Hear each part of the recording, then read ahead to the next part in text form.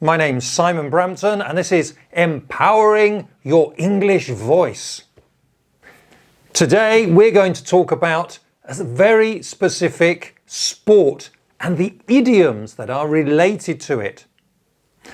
Now, when you use sports, vocabulary and idioms and metaphors, you have to take into account the person you're talking to. Now, in England, a lot of people play cricket, and cricket is also played in Pakistan, India, Australia, New Zealand, South Africa. In those countries that speak English, they use idioms and metaphors related to cricket. The problem is, if you don't know what cricket is, Google it, in case you don't know, then you will not understand what the person is talking about, even if English is your native language. For example, in the United States of America, people don't play cricket. So, if you use these idioms, they won't understand. But on the other hand, they play baseball, and they have a lot of idioms and metaphors related to baseball that they also use in their everyday life. Now, a lot of English people understand American idioms simply because we have a lot of exposure from American culture, American life, movies, everything, as all English-speaking countries do. But it's very important that when you're talking to someone that isn't even a native speaker and they have no idea what the sport is, then they're not going to understand the idioms and the metaphors related to it. But I have an amazing solution for you, and that is to choose a sport that is popular in the whole world. And do we know what sport that is? Well, you should do by now, because we have a few clues. And this very, very elegant, smart football shirt that I'm wearing that even has a collar and buttons. I could use this with a suit and work in a bank, and people would say, yes, that's perfect because it's so smart. But that, the English Lions? So, today we're going to look at 7 idioms related to football. And these are idioms that are quite easy to learn and will be recognized by most people that have a good level of English. And most people know about football, don't they? Whether they like football or not. So let us start with the first idiom.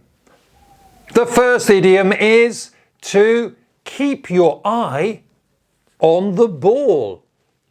So I'm using a tennis ball, but the idiom works for footballs, for tennis balls, for hockey balls, and it's to maintain your or give your attention, full attention to the thing that you are looking at or watching in a metaphorical way. So you're keeping your eye on the ball. Here's an example. In business, it's very important to keep your eye on the ball. In this case, the ball could be prices, inflation, your competitors. Your eye has to follow each of those things. So you keep your eye on the ball. A second metaphor related to this is to take your eye off the ball. So here is my competition, for example, my ball, and I take my eye off the ball. So I'm not watching the competition now. And I can say, We took our eye off the ball, and now our competitors have taken some of our market share. So you keep your eye on the ball, but you can also take your eye off the ball if you're not concentrating and you're not giving something your full attention. Number 3 in our football metaphors is to be on the ball. To be on the ball. Basically, to be on the ball is to be alert, to be awake, to notice things around you, to react quickly when things happen. I can say, oh, I didn't sleep very well last night, and now today I am not on the ball. I'm not reacting quickly when things happen because I'm tired. So it's important to be on the ball when you are at work. Be on the ball. Let's go to number 4.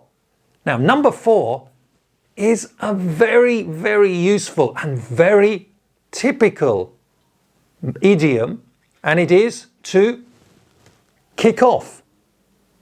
Kick off, which means to begin the football match, or very often a meeting. So you can kick off a meeting. You can say, okay, everyone, let's kick off the meeting. It's that easy. Related to this, number 5 is to get the ball rolling or get the ball moving. So to roll is this.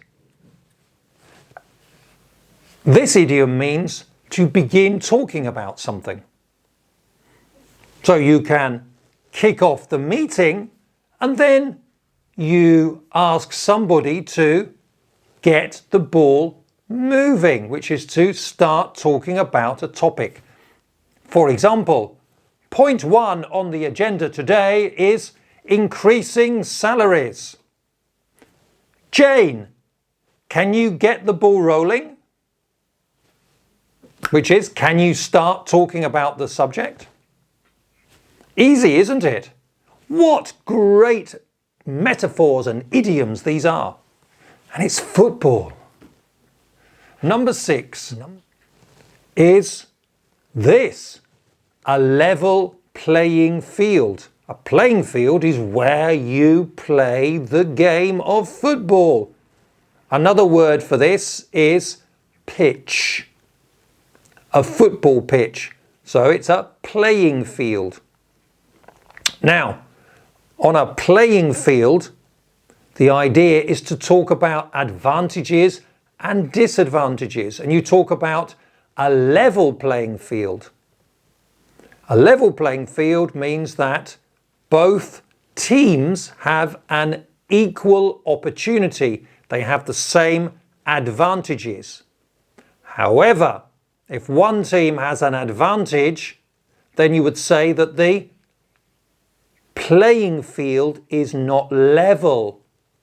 It's tilted like this or sloping in that direction. So one team has the advantage and one team doesn't have the advantage. So you could say, wow, this football team has an enormous budget to buy the most expensive and the best players in the world. And this little team here has a very small budget. And they don't have the training facilities, they don't have the best manager, they don't have a good football ground. So when they play, it's not a level playing field. Somebody has an advantage. You could use the same for employment opportunities. You could say some people from rich families have better opportunities to study, to go to the best universities.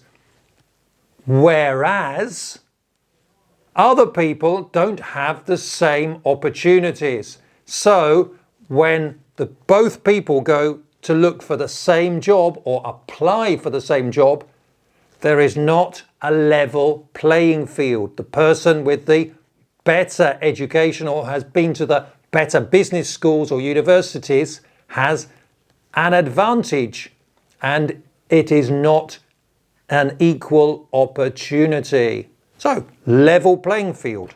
It can also be used in negotiations. And now, moving on to our last but not least, number 7 is to move the goalposts. Obviously, a goal has 2 posts, and the goal is where you score the goal. Goal, the ball goes in the goal. Okay?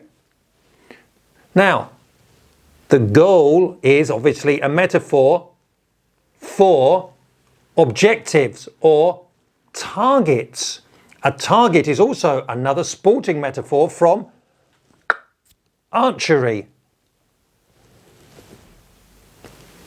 Let's take an example of a person who works in sales. A salesperson. A salesperson has a goal, objective or target to meet every year. For example, 1 million euros. You have to sell 1 million euros. That's your objective. That's your goal for the year. And imagine you are nearly reaching your goal and suddenly your boss says, no, we have a new objective. We have a new goal. It's going to be 1.2 million euros. What? Are you serious? Sorry. That's the decision. So you can say, my boss has moved the goalposts, which includes the goal, obviously. My boss has moved the goalposts. So when you have an objective and someone changes that objective, then you say, they have moved the goalposts. Let's do a little revision. Let's see if you remember those. So, number 1, do you remember what that was? Remember, it's to give your full attention to something. So, remember, you have to watch. You have to keep your eye on the ball. Number 2, remember, if you don't keep your eye on the ball and you're not paying attention and you lose concentration, then you have taken your eye off the ball. Number 3, if you are alert and concentrating and awake, you say, today I am on the ball. Number 4, how many of you got right so far? Remember, you can always go back and remember to use the correct pronunciation after me. Number 4 is to begin something. For example, begin a meeting. So you say, right everybody, let's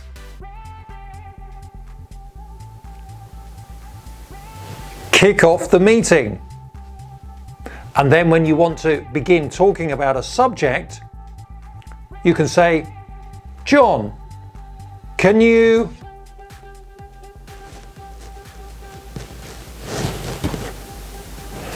get the ball rolling or get the ball moving? Then we talked about a lovely metaphor about equal opportunities, with some people or some parties or teams having more of an advantage than the other party. Remember this? So you can say, you know what? I don't think we're playing on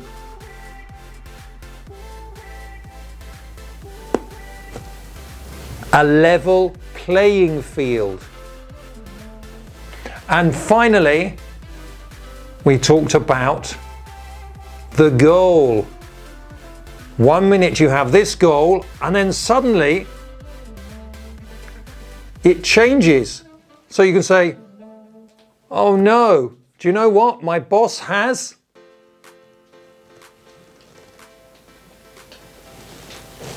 moved the goalposts. Do you feel that happens sometimes when you're studying English? Your English teacher says, to pass the test, you need to get 80%. And then your teacher says, you know what? I've changed the objective. It's now 90% to pass your English test. So your teacher has moved the goalposts. So remember, keep your eye on the ball when you're learning English. Stay alert, pay attention. And that's it. I hope you enjoyed the fantastic, the super magnificent 7 football idioms with me, Simon Brampton, on empowering your English voice. So if you found value in this video and you enjoyed it, then give me a like, subscribe to the channel, it's very useful, and hit that notification bell so you can know when I upload a new video. So we're going to empower your English voice, and I look forward to seeing you again very, very soon. Okay, bye-bye.